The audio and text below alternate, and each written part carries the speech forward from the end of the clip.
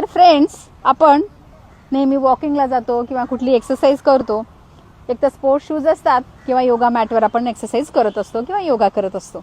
परंतु बेअर फूट चालण्याचे म्हणजेच पायात काही न घालता चालण्याचे देखील खूप फायदे आहेत बरं का.